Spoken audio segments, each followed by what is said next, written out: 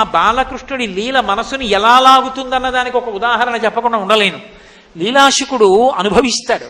అందులో నవనీత చౌర్యం చేస్తాడు కదూ, వెన్నెత్తుకుపోతూ ఉంటాడు. అబ్బో ఎన్ని ప్రయోగాలు చేశారో, ఆయన్ని ఎలా అయినా పట్టుకోవాలి. ఎందుకని అంటే వీళ్ళందరూ చాడీలు చెప్తారు. యశోదమ్మ దగ్గరికి వెళ్ళి, అమ్మ మా ఇంటికి వచ్చాడు వెన్నెత్తుకుపోయాడు. ఆవిడంది నాకు సాక్ష్యం కావాలి, పట్టుకోండి వెన్న చేత్తో తీసుకురండి. అలా దొరికితే కదూ, దొరకడు ఎప్పుడు.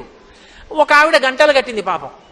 ఒక ఆవిడ గంటలు కడితే కృష్ణ పరమాత్మ మెల్లిగా ఏదో నిత్యాలు వేసుకుని పైకి ఎక్కారు. ఎలా ముట్టుకుంటే గంటలు మోగుతాయి ఆలోచించారు. ఆయన పరిపూర్ణావతారం, ఆయన ఆజ్ఞాపిస్తే ఏదైనా మాట వినవలసిందే. ఓ గంటలారా మీరు మోగకండి అన్నాడు. అలాగే చక్కగా అందులో చెయ్యి పెట్టాడు, వెన్న తీశాడు, వంచాడు, వెన్న తీసి పిల్లలందరికీ పెట్టేశాడు. అందరికీ పెట్టి తను తింటాడు. ఆఖరణచారుడు వెన్న తీసుకుని అందరూ వెళ్ళిపోయారు కదా అని ఇలా నోట్లో పెట్టుకున్నాడు. గనగనగనగన మోగి. అరే మోగద్దన్నాను కదా, ఎందుకు మోగారు మీరు అన్నాడు.